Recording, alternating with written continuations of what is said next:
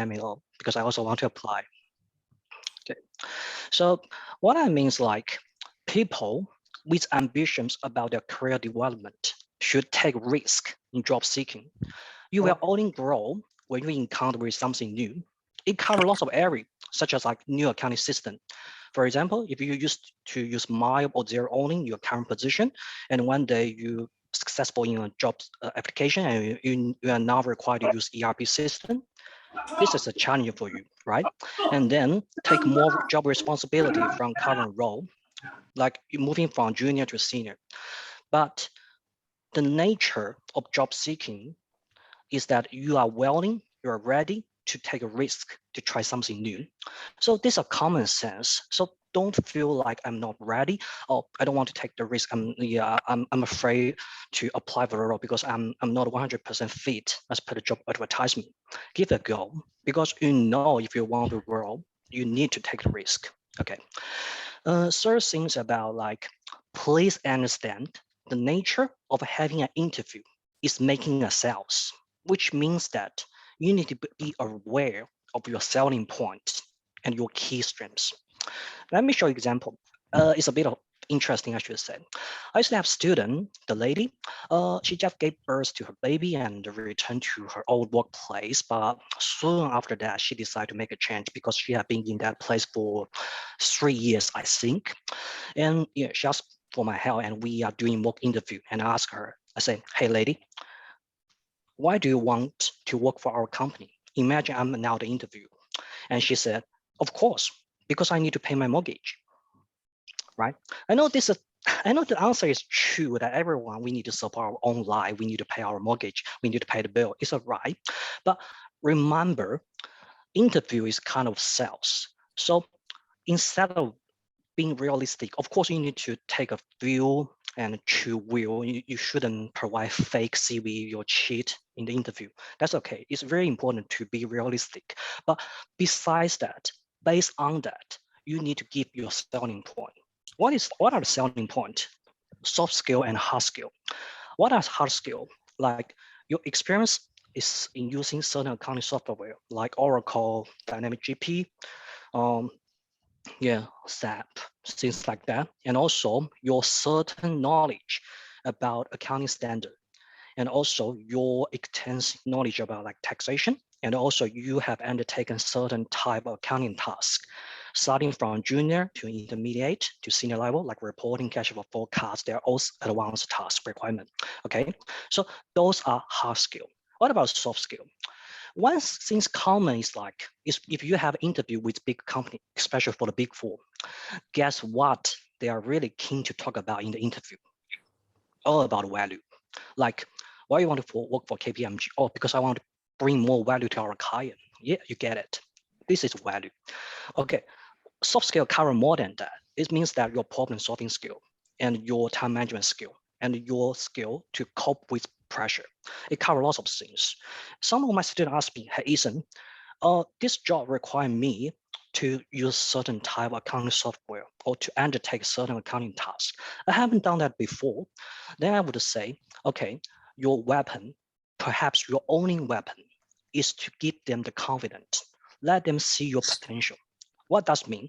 It means that even you haven't done that before, but you can prove you are ready, you have the capacity to learn something new within short time, to overcome the difficulty, to meet the requirement. Overcome the difficulty, in other words, is problem solving skill, which is one kind of soft skill. And get pace, so get used to the fast-paced environment is that your capacity to deal with stress. Those are soft skills, right? So you should remember all the time that when you attend an interview, you're actually making a sales. You should think carefully about what your key strengths are. Know yourself, know your enemy. In Chinese, it means that 知己知彼, right? So just remember this. And also, I should, another tip is like, I see it really, really common. Like some of my students keep saying that, hey, Eason, my English is not good enough for an interview.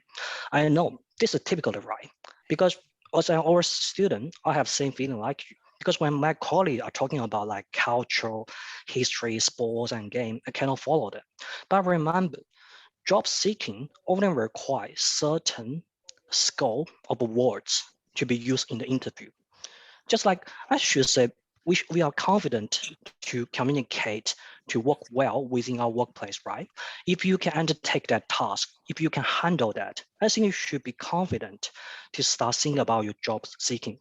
Because one thing I can guarantee you is that, because interview always take only half an hour. You don't have that much time to share your life story, your opinion about the movie. All the focus is on sharing your knowledge, showing your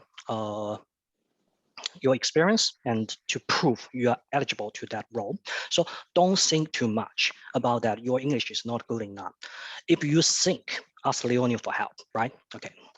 So, and the rest tip is like, you should be more tolerant about yourself, because none of us can guarantee every interview will turn out to be a success, which means that even you have prepared really, really strong and really, really well, you think I'm perfect, I should get this offer as soon as possible.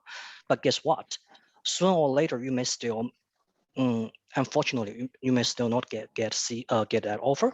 This sometimes happen. I know it's painful, but get used to that.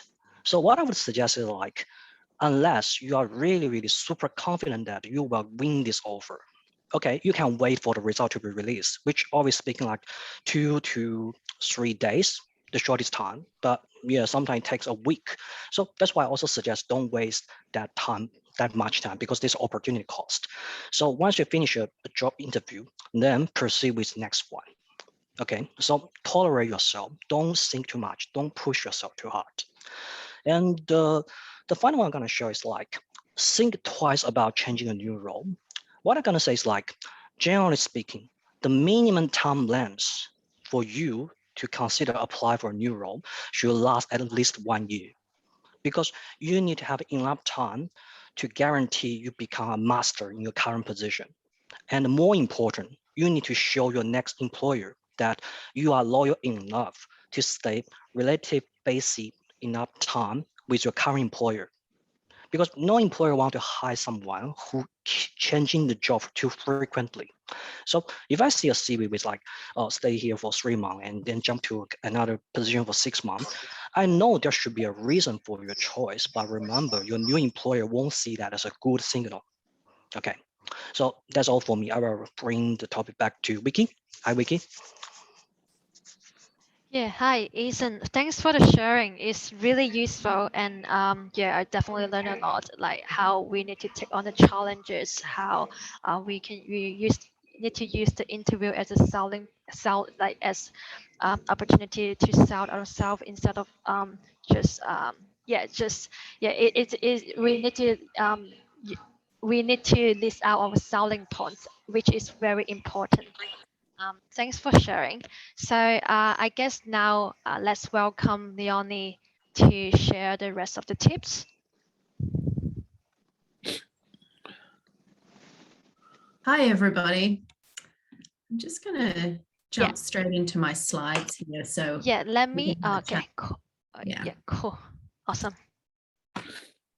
So I'm going to close my chat. So I'll come back to, I'll leave my chat open. So if anybody does want to ask questions during the chat, during my presentation, see how you go. I may not see every single chat, but I will definitely come back to your questions later.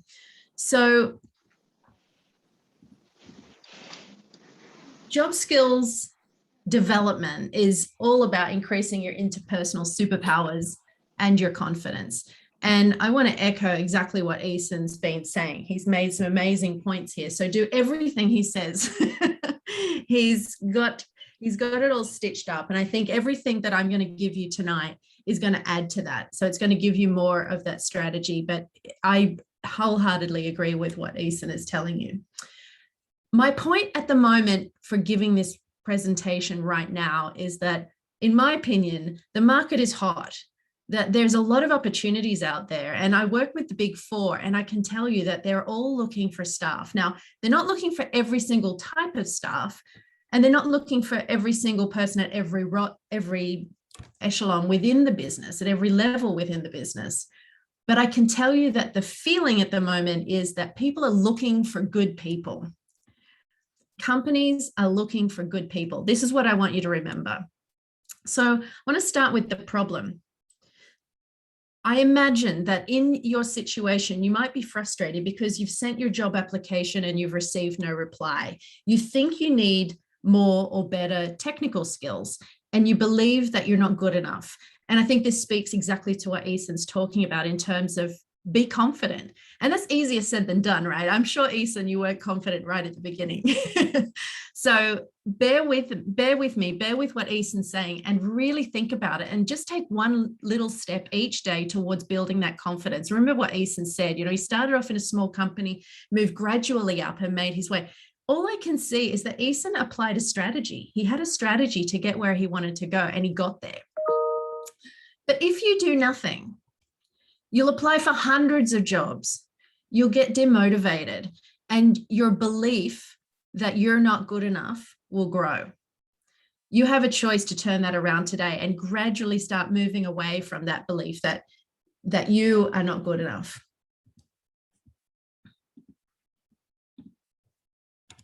So tonight, the Job Seeker Skills Development is a course that I have developed myself, and I'm going to tell you a little bit about that later.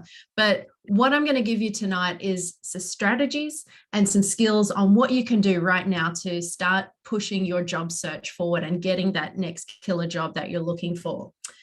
I'm going to give you an offer a little later though, so hang around for me. So tonight I'm going to look at what companies are really looking for, how to do some meaningful networking, which is really hard when we're in lockdown, most of us, what you must get right in your resume. Just a couple of tips. I can't give it all to you tonight because we've got limited time, but some really top tips on what you really have to get right and how to nail the interview. So what companies are looking for? Someone who understands their problem.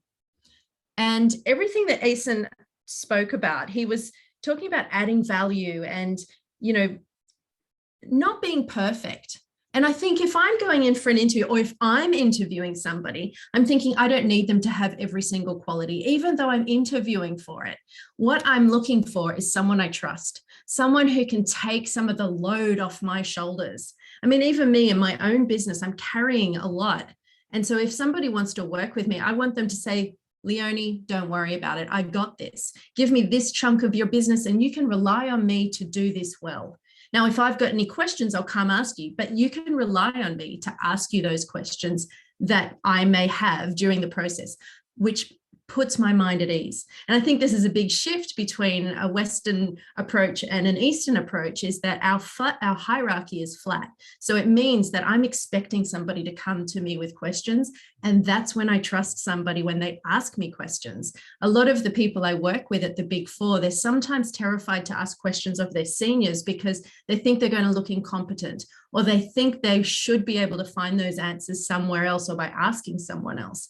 But I can tell you that confidence is built in me when somebody does ask me those questions. Now, someone who builds a relationship, at least internally and possibly externally eventually as well. If you're more junior, it's probably just internally. And that's where we talk about the cultural fit. And I can tell you again, Eason is talking about how to be confident. If you've got the ability to just ask questions, to have a chat, to communicate, that's already a massive step towards building that trust.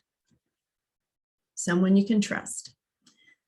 And I'm not just saying communication because I think it's important. I do think it's important. I built my career around it, but the reason I think it's important is because if you get all the data you need, then I know you can do your job well. But I don't know what you know and what you don't know. So I may only give you part of the data.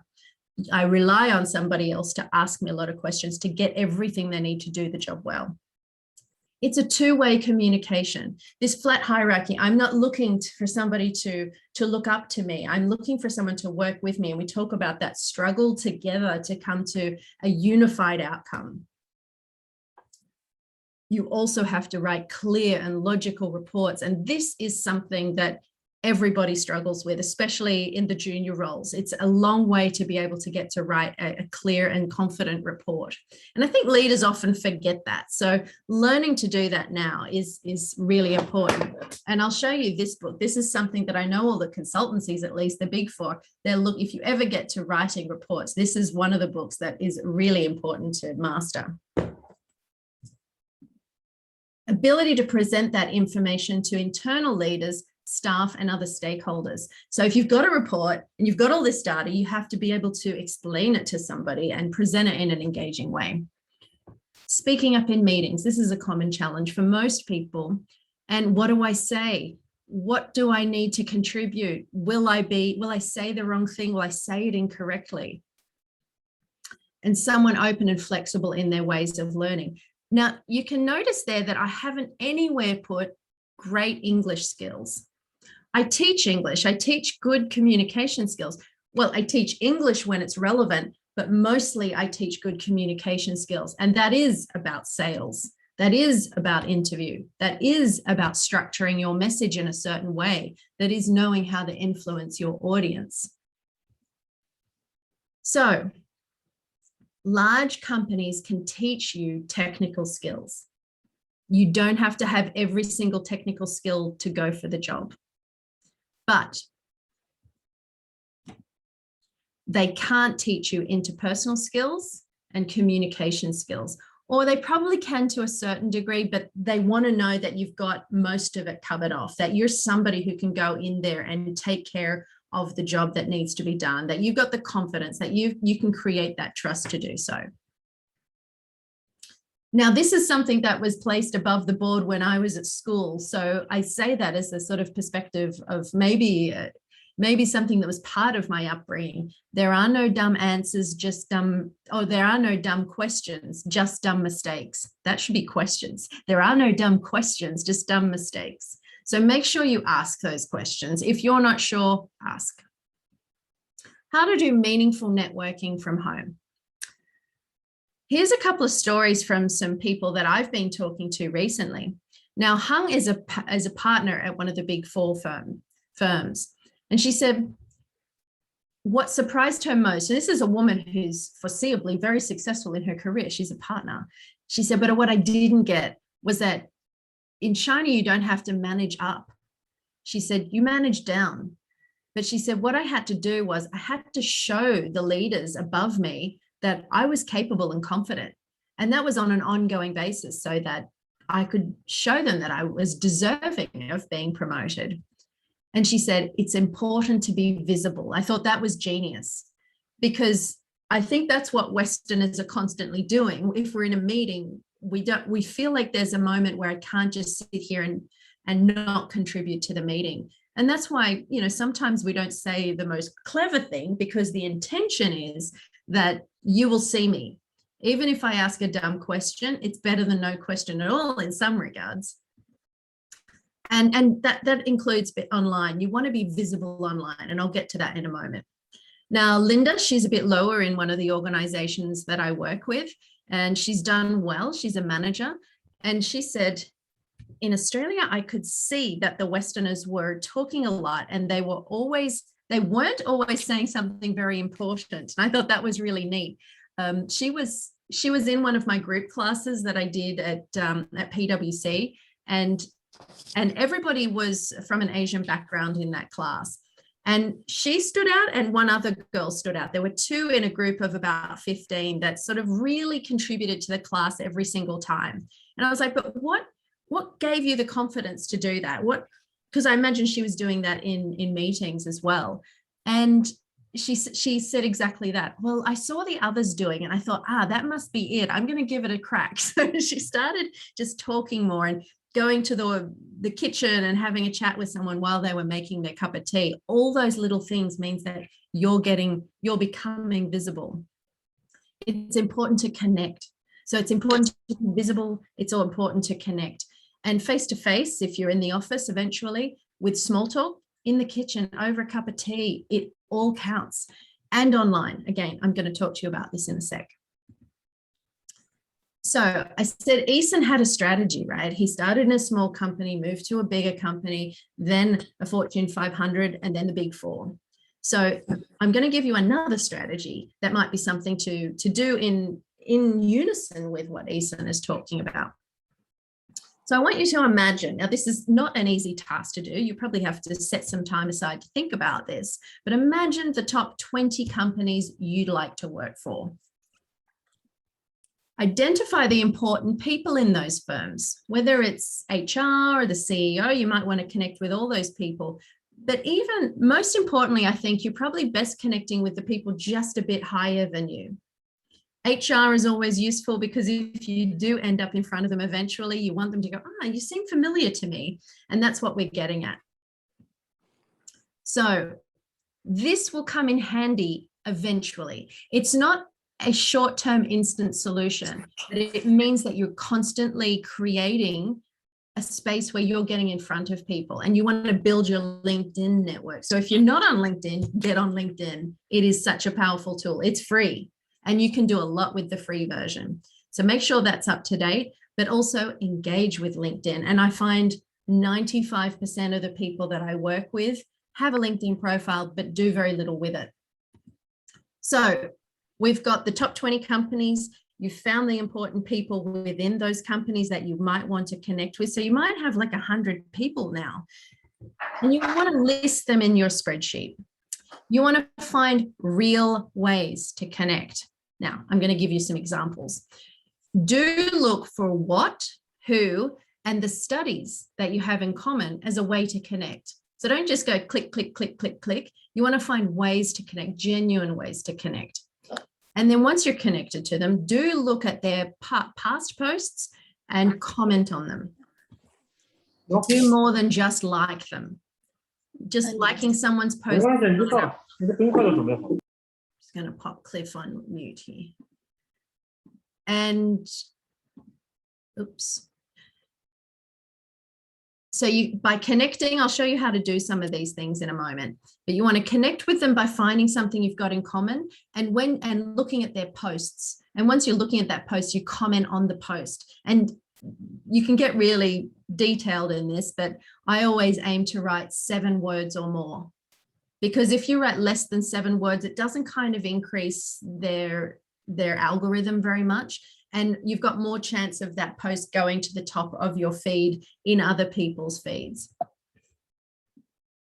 Record your interactions in your spreadsheet. So you'll put a date, you'll have a column for last time I connected with that person. And then after you have connected, in the next column, you'll create the next time I want to connect with that person. So you're creating a kind of ongoing diary and reminder for when you need to connect with those people again. And I'd say you want to comment on their posts once every 2 weeks, once every month. Not everyone posts all the time, but you also want to be mindful of other posts that you see people posting that you think those people might like. So people that you want to influence, you go, hey, I saw this post and I saw you're the HR manager at KPMG and I thought this might be interesting for you. I mean, it's this talk about taking risks. This falls into that category. And I think, what have you got to lose? The worst thing they're going to think about you is, wow, this person thought about me. Wow, this person might be looking for a job, but that's okay. Look, they're doing it in a really different way. I would really revere someone who is doing that. And set regular times to reconnect with them. So like I said, set a date in 2 weeks' time or a month's time to genuinely connect with them. I'm going to show you a few things now on these 3 elements. Do look for who, for what, who, and studies you have in common. So what that might look like in English. To connect. Hi, Mary. I really enjoyed your recent post on accounting strategies, tax strategies, whatever it was. And I see we both went to UNSW. Let's connect. Can be as simple as that. You don't have to say anything super insightful ever on LinkedIn. You might get to the point of doing that eventually, but at the moment, don't be too concerned about coming up with something too original. This is just saying, these are 2 things we have in common, we should connect. Most likely they will. If you do that for 10 people, I guarantee you 8 of them will come across the line. Now, this is an interesting one. Do look at their past posts and comment on them. So one of the guys that I know, he has his own company and exit strategies from companies, and he is commenting in such a way that he doesn't say anything new. He doesn't add anything to the post, but he just confirms what's going on in that post. And I literally copied this from one of the posts of someone we have in common. Those were great tips, like just complimenting them and tag that person. Those were great tips, John Neuenberg. You have to have a marketing budget as well as being able to test your marketing data. He's just saying what was said in the post. So I mean, I'm sort of have to explain it to you, but just confirming and complimenting, that's all you have to do. And then the third point, do more than just like the post. It's not enough to just like a post. You might do it from time to time, but really start pushing yourself to take more initiative to do more. So that's the part of building that relationship. Record your recent posts, set a date to check in again, and do what points 1 and 2 again, or point 2 again. So the resume tips. We're on to the third point now. So this isn't going to change your resumes outstandingly, but it's going to tweak a few components, I'm pretty confident. So first of all, I want you all to think about your audience, and I want you to do it in a really detailed way. So of course, do the usual research, but think also, what's the problem the person interviewing me has?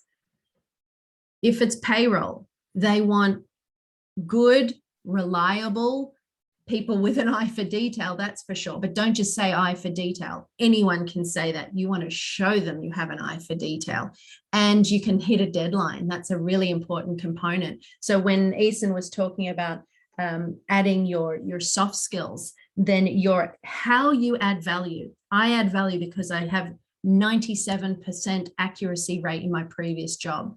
These are ways to assure the person who's interviewing you that you are somebody who can solve their problems. Look, the last person we had, they fluffed up the pays once a year and it was a mess. So you want to assure them that you are never going to do that. You want to tailor your, whoa, I can't say it enough.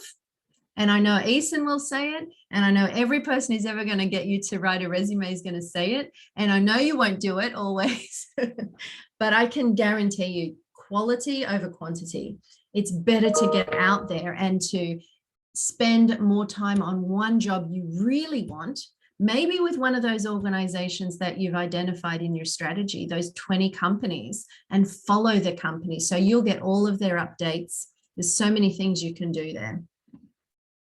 Now, you want to tailor your resume by identifying the keywords, by framing your message. Like in the top, you might call it a career goal or your career objective. You want to change that each time you're going for a new job. You want to make sure that that's going to suit that job description perfectly. You want to get your story straight, and you want to make sure that you get your story across in the resume. That might seem hard if you don't have the opportunity to tell a story, but I can tell you that telling a story can come through in the career objective, but also it can come through in a lot of the achievements that you have.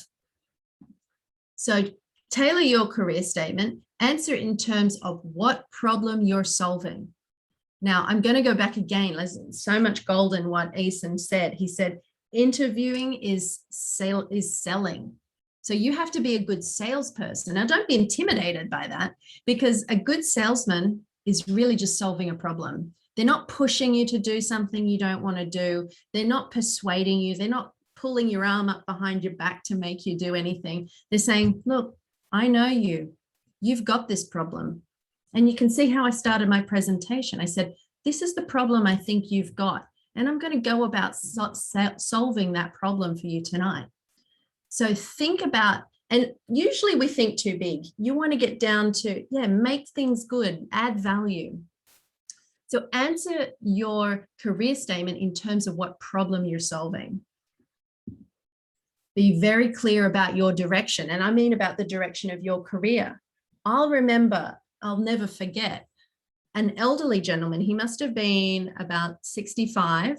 And I was the director of studies at a language college.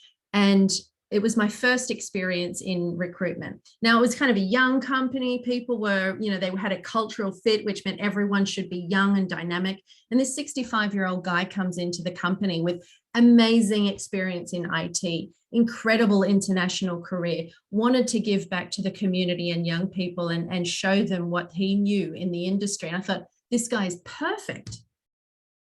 But the company didn't want to employ him, but I pushed for him and I worked really hard. Even though he wasn't what I had in mind for the role, he convinced me because I could see his direction. He came in and he said, Leonie, if you don't give me a job today, I'm going to go to Korea and I'm going to go and live there and I'm going to set up my career as an English teacher because I've done my IT career. This is what I'm doing. I'm 100% convinced of where I'm going. It was such a risk to say that, but I was sold.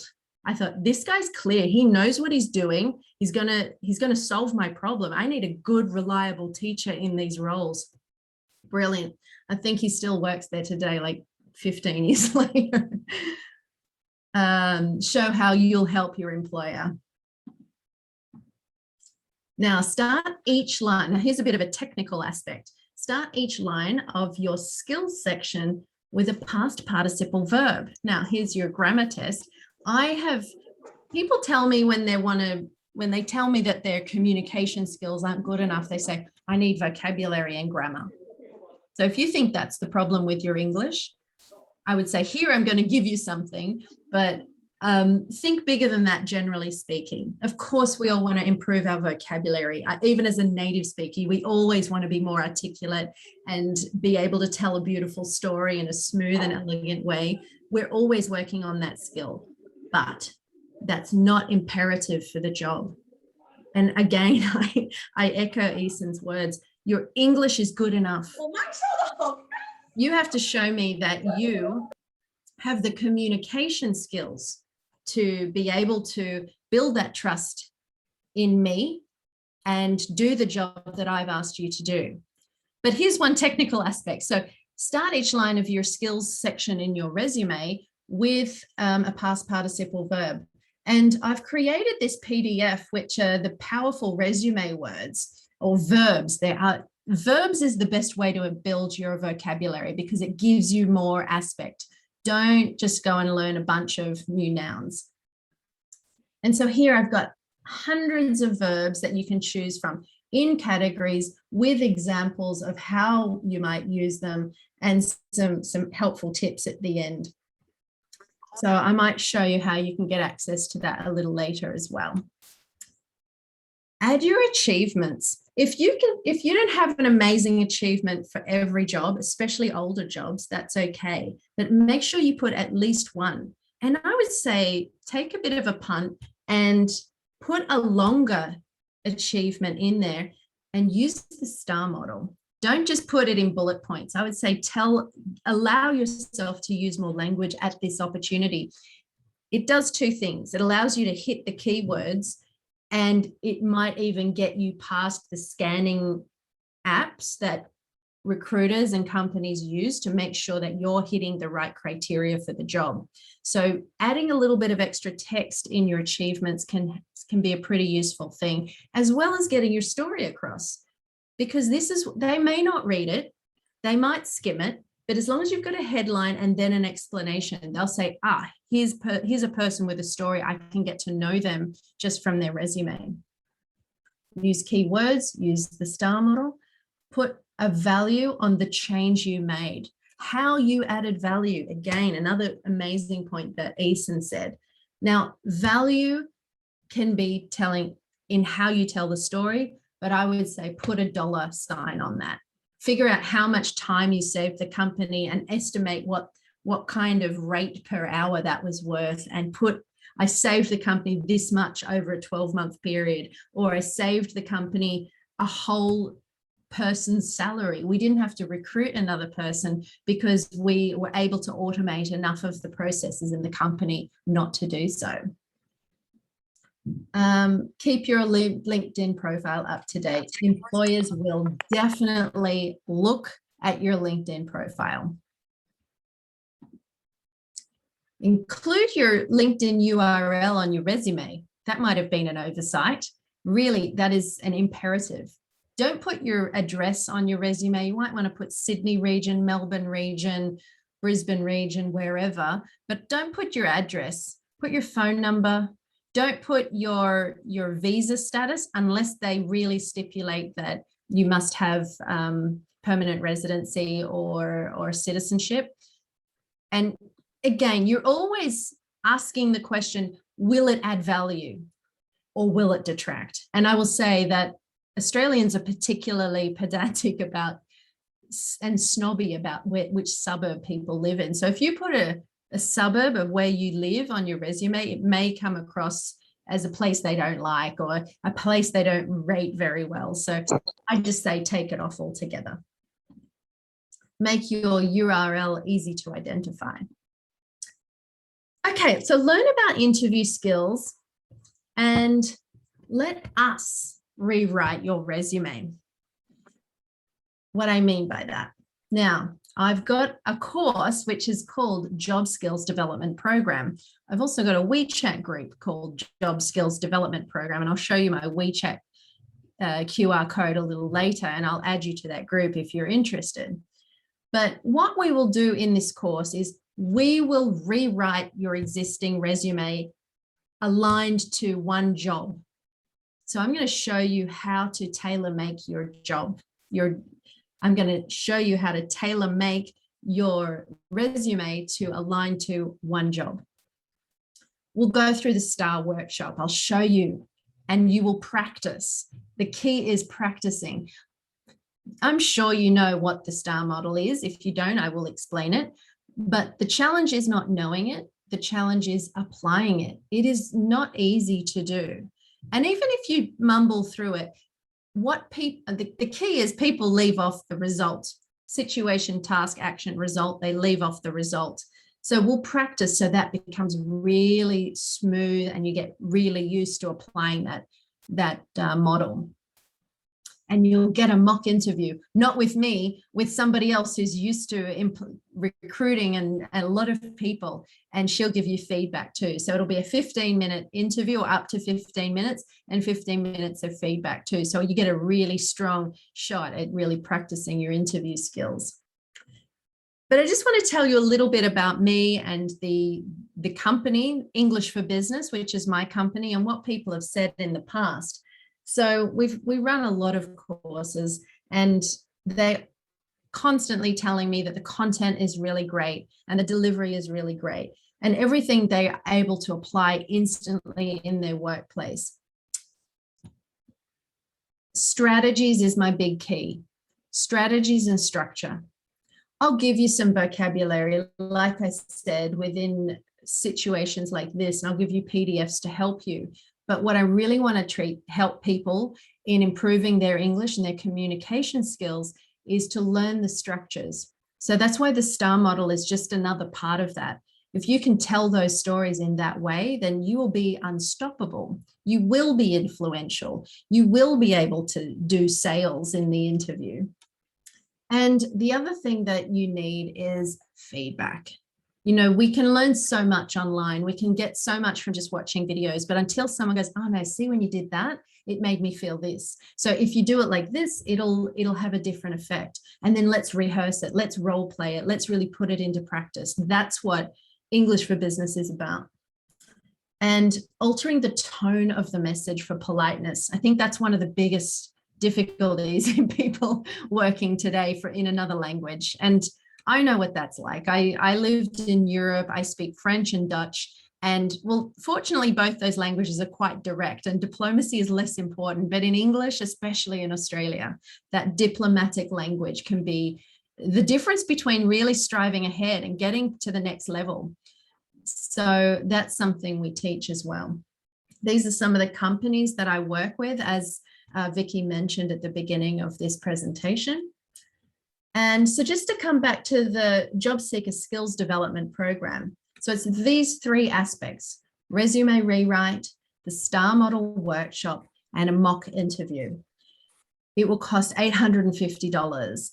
But because this is ACAA and this is, well, a webinar that's predominantly run by them. I'm going to reduce the price for you to $650.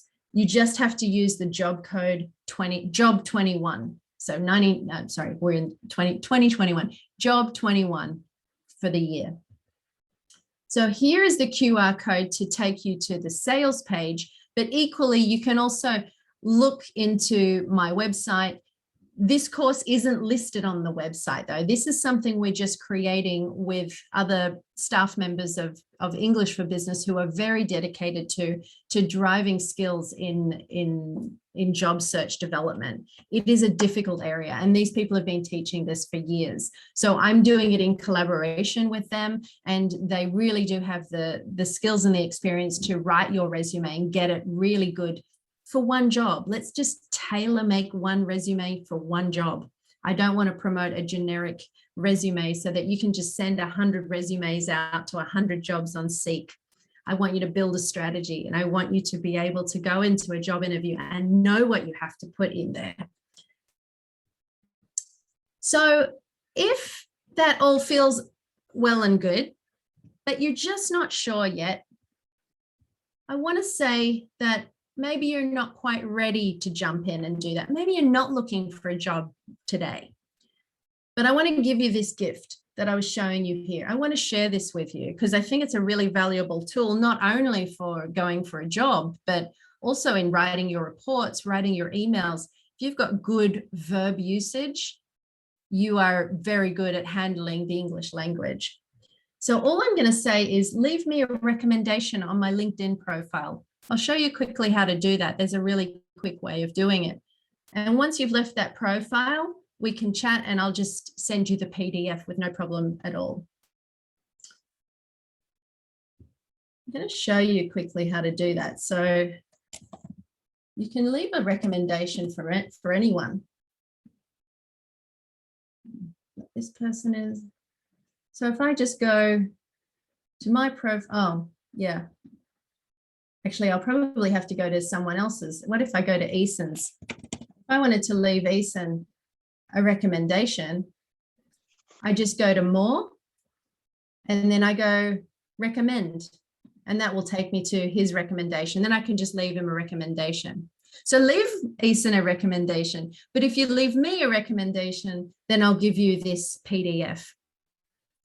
So you can improve your verb usage. So this is my WeChat. This is my LinkedIn. I encourage you to link in with me and I encourage you to connect with me on WeChat and I'll put you in my job skills development program group, which is a free group and I post jobs there regularly and other skills on job development. So I guess I'll leave that there. Does anyone have any questions? Yep, so I actually have a question at the start. Yeah, hi, Marissa. Yeah, you can ask your questions now. All right. Yeah, I think it's more directed toward Eason. I'm currently in an accounting firm. It's kind of like mid-sized with like between 80 people. Do you think I still have a chance to get into the Big Four with my current experience? Yeah, so, okay, good question. So first, let's be frank, it's never easy to join Big Four, but we have ways to get approach to that. So first of all, remember this, like every year, there are lots of people leaving Big Four. So especially I suppose should be second half of the year, which means I think start from August to November, I think. So if you really want to join Big Four, so just like Leonie mentioned, like build up some contact with people working Big Four and keep contact with them whenever there's a job vacancy. Yeah, you can give it a go. So in other words, that if you want to join Big Four every year, you should have a chance at least to send your CV or find people to refer you, because within Big Four, I think every Big Four we have like lots of chance and require from partner that, yeah, if you have any people you think are going to be good for our team, so refer them and send a CV directly to the partner. They will take a look, and if they think it's good, they'll kind of arrange the interview as soon as possible. So I would encourage you to keep applying each year. And second thing, I think second tip is more important. Instead of like, I think when you apply for a job, maybe take a step back to think about another question. what you want. You want a platform or you want maximum your value.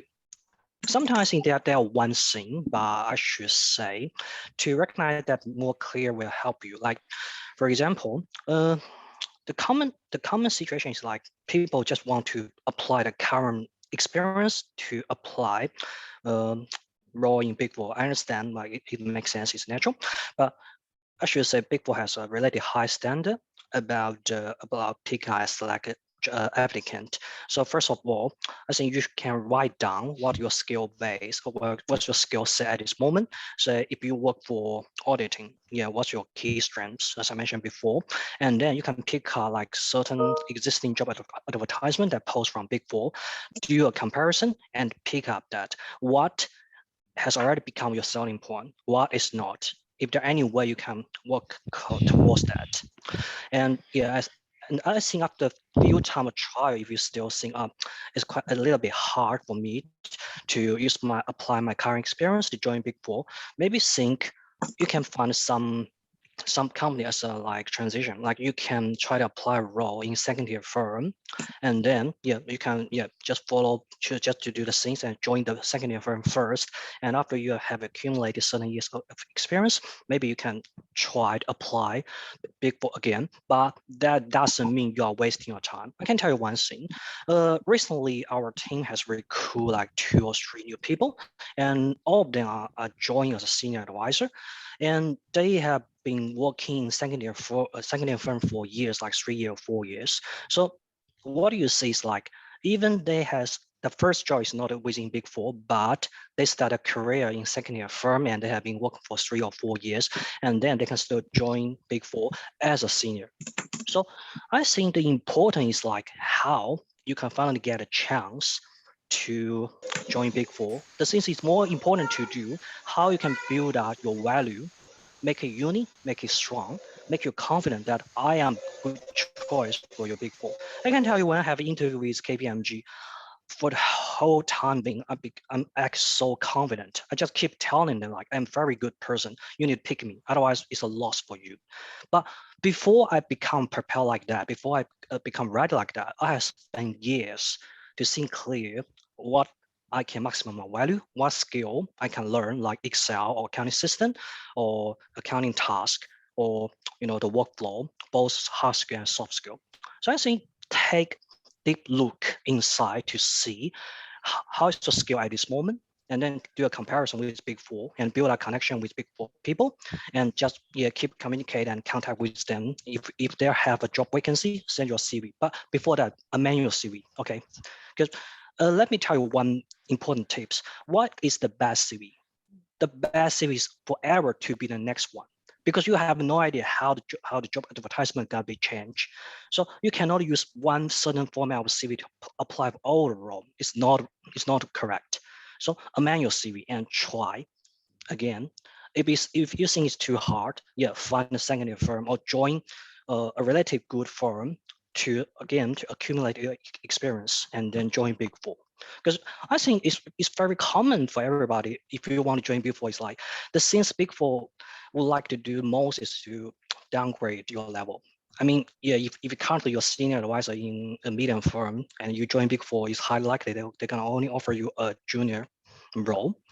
So, which I should say sometimes make people a little bit frustrated. But if you move from second-tier firm to Big Four, you can still maintain your level, at least not that too low. So that's why I said, even by doing so, you are still not wasting your time. So I hope I answer your question. Yep, thank you. Awesome, great. Thanks, Eason, for the tip sharing. I got a lot of questions in the chat room, and I will go through it one by one now. Yes, I got a question here. I had no accounting experience at all until I took accounting as my master's degree. How should I prepare my resume and interview? Thank you. So I guess Leonie or Eason, who do you want to answer this question? Sorry, I was just multitasking because somebody had sent me a direct message. Sorry, can you just repeat? Yeah, it's fine. So this question is about the student, she or he doesn't have much accounting experience until he took the accounting as his master degree. And his question is, how should I prepare my resume and interview? Yeah, I think you're talking about transitional skills here, and that's a very specific type of resume. So again, the big picture answer to that is think about the story you have to tell somebody to convince them that you are trustworthy and to take on their roles.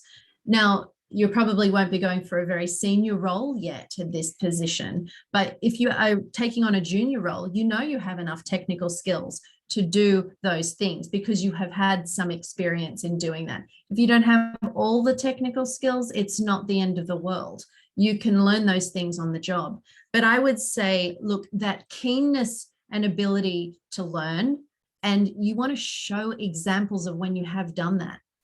So the other thing, there's all these classic things that people put in resumes, like great attention to detail, great time management, great communicator, but you can't just say those things. If I hear people say them without backing it up, I don't believe them. So you have to put something in there to show that you've done it before, and this is how you've done it, and this is why you're good at it. And that's where the STAR model comes in. So you say, in this situation, I did this and the result was this. And so you can put more information to talk about those transitional skills in your resume as well. And I would say that's where your achievements comes in. Preface your education at the top of your resume or close to the top of your resume. You want to also preface your skills, and those skills will be those transferable skills. And if you don't have a lot of experience, I'd be doing more of the storytelling, just adding an extra line to explain it, why you're good at it. That's not just a throwaway concept. It's something you really mean and that you've got experience in it. And here's a very short explanation of where I got my experience. That means that down the bottom of your resume, you've probably got your experience further down your resume than you would if you're already working in your industry. So there'd be a few ideas there. Hayley, you've got your hand up. Do you have a question? Hayley, you can unmute yourself. I'm just wondering, do you have any tips about how to write some selection criteria? Because now those days, some people even want us to write specific selection criteria to some questions. Do you have any templates can share how to answer those questions, such as how do you communicate to the stakeholders who doesn't have any financial background? How do you work out budget forecast and communicate to the stakeholders with variance analysis, all this kind of template program? Yeah, I'll say something quick and then maybe Eason can suggest his thoughts as well. But I'll just comment first that Lulu's most recent question is saying, I'm interested in applying for government jobs, and selection criteria and government jobs go hand in hand. In fact, if you haven't answered the selection criteria in very specific terms and you're going for a government job, you won't get over the line. So look, the traditional way is to have a cover letter, selection criteria, and a resume, all as separate documents.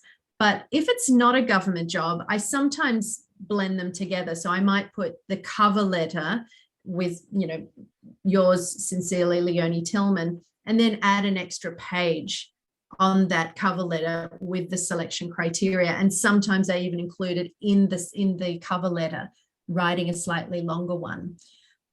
So to answer the structural question, this is where the STAR model comes in again. So you don't want to just speak generally. And again, this is something I can't stress enough. Whenever I do this activity with people on doing the STAR model, they tend to resort to speaking generally. So if we say, okay, great communication skills, you can say, well, I have great communication skills because when I'm in a meeting, I speak up. Now that's general because I'm not talking about a specific meeting with a specific client in a specific situation. So you have to share an exact example of something you've been involved in. And that means that you talk about the situation you were in, and I'd even mention the company and the people involved. And, you know, of course, you don't want to, it doesn't have to be a one-page document, but each selection criteria should be up to half a page long in typing.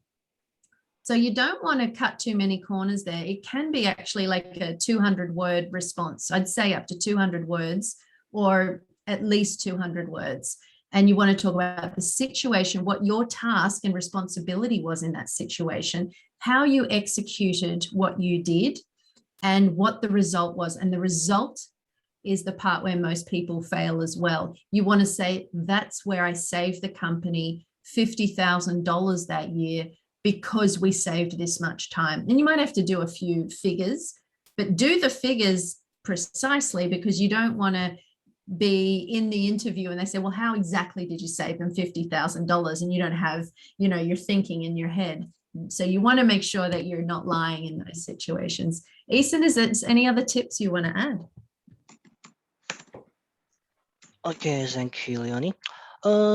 Yeah, I would agree with you about like, because the question Haley just asked is it's kind of like answering behavior question in the interview, because we all know that there are three types of interview question in interview. Like first one goes as like common, which is like tell me about yourself.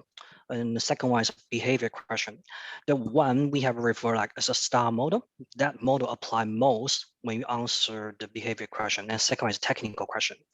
And I would say there are quite a lot of idea you can search and learn to prepare common and behavior question.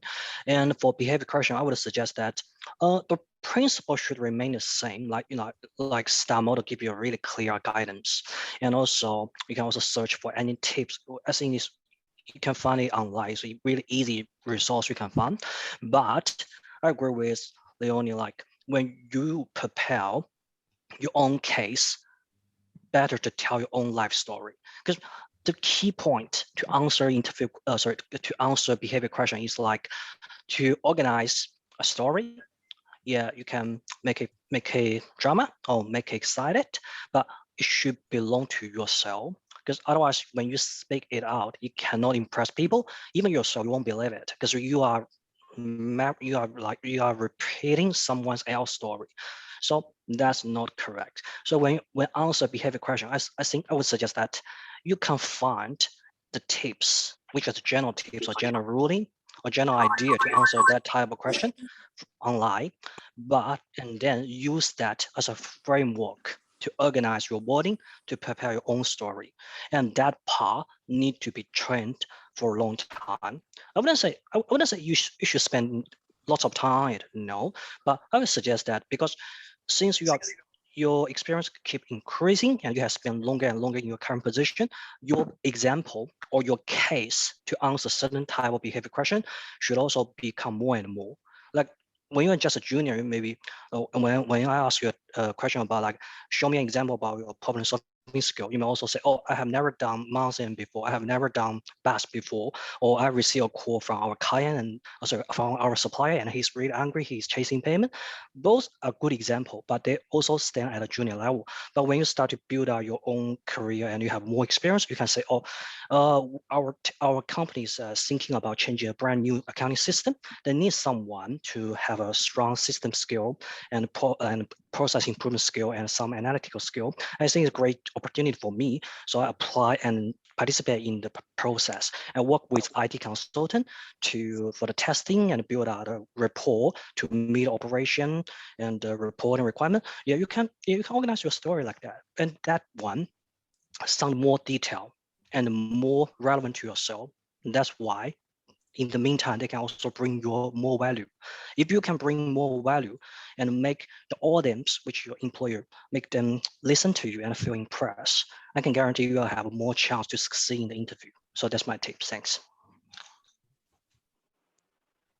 Thanks. Conscious of time, we will look to all the questions in the chat room, and if you still have more questions, feel free to raise it in the WeChat group, WeChat discussion group. We will include the answers in the post, WeChat post after this webinar. So also just want to quickly mention that someone in the group chat asked about how many hours is in Leonie's workshop. So the workshop is 2 hours. The mock interview is a 15 minutes interview and a 15-minute feedback. And we rewrite the resume for you as well.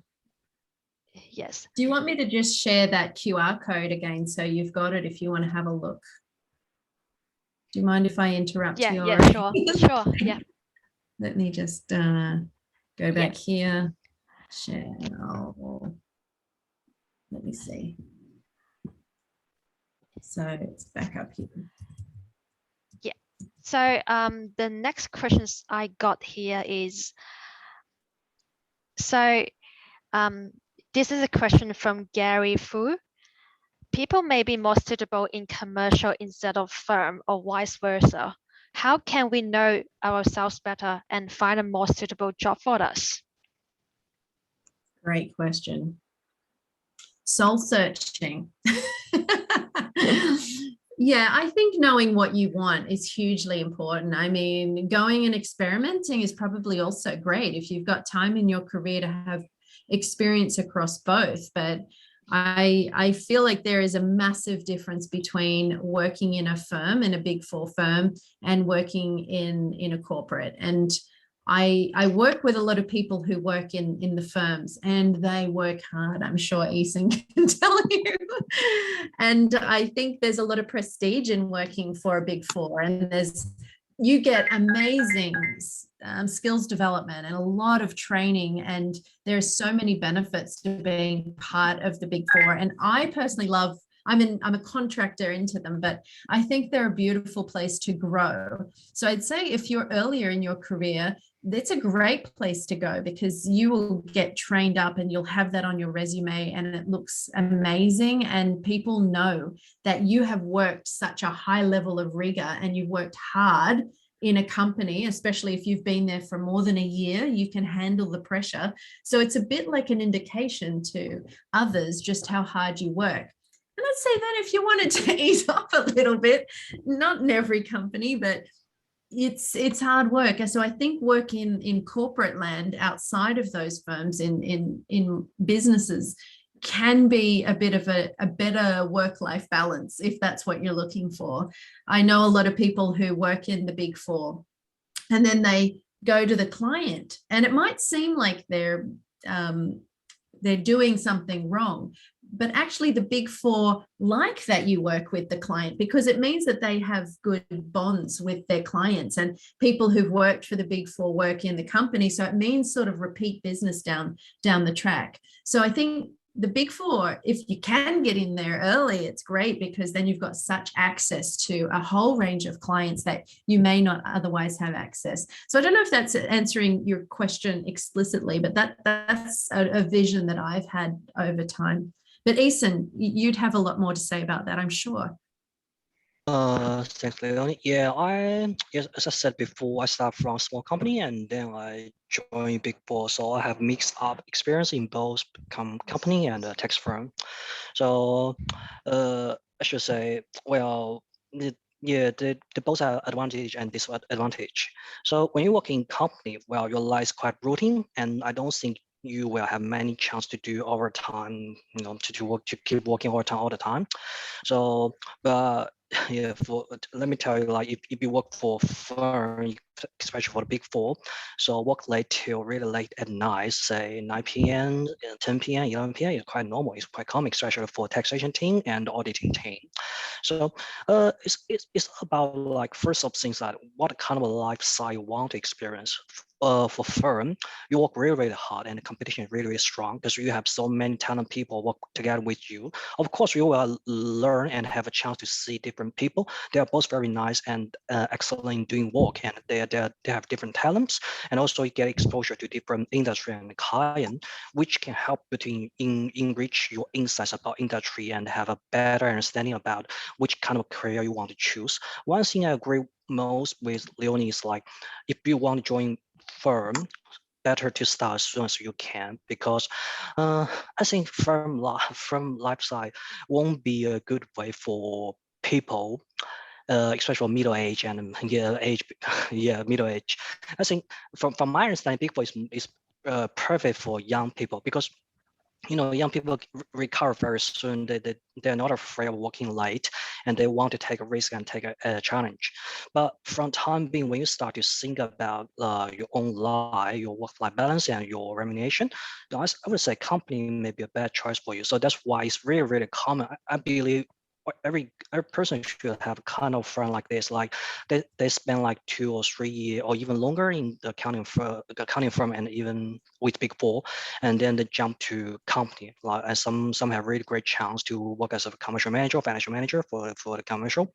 So this is a highly common in Big Four, and for company, you just need to manage like certain area of tasks like accounts payable, accounts receivable, or payroll.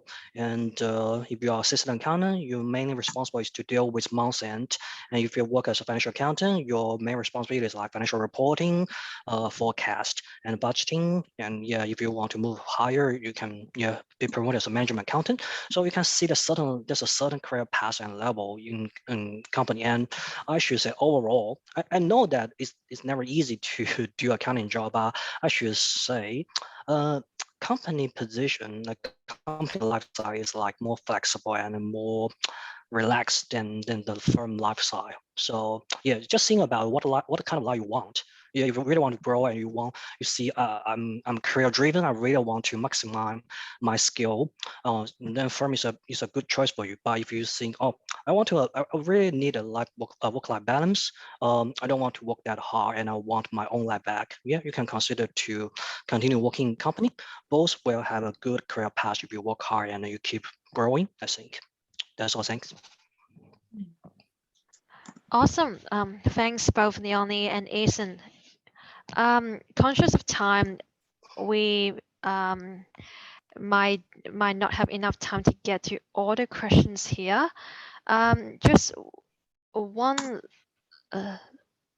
last one, and this might already be covered in your previous answer, but we got a question from Jesse Gu asking, I've been working in a local CA firm for 2 years as a junior accountant, and I'm now seeking potential opportunities in the commercial side for some personal reasons.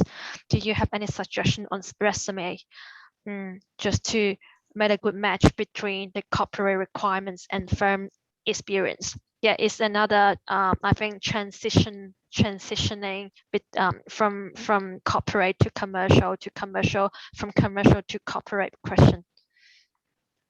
I actually replied in the chat directly, so maybe he can share his thoughts, because it's definitely worth discussing with the group. I think it's a common challenge. I mean, my brief I didn't do it open to everybody because I just thought we might run out of time, but in brief I just said that it's very important to be clear on your story and get that across. So if you've got a very clear idea about why you're moving from a firm to a corporate organization, and I guess that's where the challenge comes, is getting the story straight. I don't think there's any one answer. And it's always about your critical thinking, knowing your audience, knowing the employer, and saying why you can help them better because of your firm background, rather than somebody who might just have other corporate background. The better storyteller you are, and it doesn't mean you have to be a great storyteller off the bat. You can work on this. And so I've actually just said to her, if she wants to book a 15-minute session with me, anyone can book a 15-minute session with me on my website as well. That I'm more than happy to chat if somebody has specific questions around that, around story or anything like that. But Eason, what about you? What do you think? Oh, sorry, could you repeat your question? Sorry, just I have to reply a message. Sorry. Yeah, it was to do with moving from a CA firm into a more corporate environment. How do we do that? How do we create the resume to move more towards corporate, away from the firm? Okay. Yeah. I think if you start your career with a firm at the very beginning, some of people may feel not that comfortable at early stage when I just start a new career in the company because the environment are quite different. But I think there's still lots of opportunity to to moving from tax firm to company. Let me show you one example, which is really, I should say, funny. When I was in the company, and we used to have some tax accountant, and one day the tax accountant sent some people to work with us because they need to prepare something for us. And my manager told me, "Hey, Eason, if you have a chance, try to learn some Excel skill from those guys. The Excel skill should be super good." So so this is how people will the firm, because they're seeing from technical skill speaking, people from the firm should be with like more solid background and better foundation, because they have dealt with more case, just like we talk about a lot about. They have a chance to have insight about different industry and do far more cases than normal accountant in company does. So their technical advantage, from my understanding, should be the most powerful things that will help to will enable them to make the transition. And after that, I think some skills still be very valuable in the commercial. Should be like your skill in using certain type of system like ERP system. I know some auditing team know how to use like ERP system, which is really important, because from cost saving perspective, when company hire someone, especially for accountant, they would prefer someone with certain experience in using accounting software, which they need, because it can save them lots of money. Well, it doesn't mean that if you don't know how to use the system, it will be impossible for you to get out that offer. No, you can still have that offer, but it means that the company needed to train you more. If they need to train you more, they would expect something more from you. The things is equal. So yeah. Thanks, Eason. That's awesome. Sorry for interrupting you. Just conscious of time. Yeah, we might running out of a big time here. So yes, thanks both Leonie and Eason for the amazing section. I personally learned a lot from this section, from this webinar. So Leonie, do you mind me sharing my screen? Yeah, sure, go ahead. To the group. So thanks everyone for joining today's section, and I hope this session is useful to you. Like, if you have more questions to Leonie and Eason, feel free to raise it in our description group in WeChat. Leonie and Eason would answer that, and we will include the answers in the post we post out in our WeChat official account after the webinar section. And also, you have if you're interested in the workshop with Leonie, you feel free to, I'm sure you already got her contact details, so you guys can contact her directly. So thanks everyone for joining. If you are not already a member of ACAA, we are looking forward to you joining our association. We got a lot of amazing events like this one. Apart from that, we have a lot of amazing offers to our members. So if you want to know more about ACAA, feel free to scan the QR code on the screen. You can access to our website and also our WeChat official account.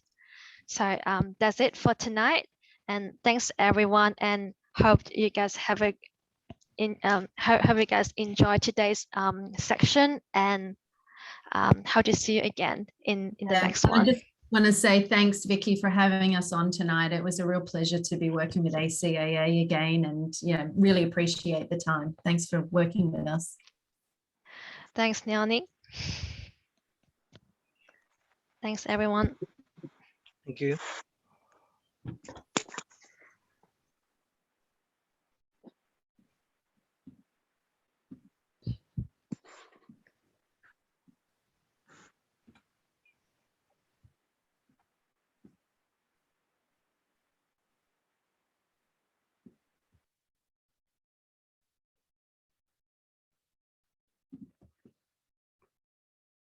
Thanks, Vicky. It looks like all the questions have stopped. So again, thanks very much for tonight. Yeah, thanks. Yeah, we might got more questions in the group chat, but like Yeah, if I'll keep there an are eye. more questions, I would let you guys know. Yeah, please do. Cheers. Have a Yeah. good night. Yeah, you too. Have a good night. Bye bye. Bye.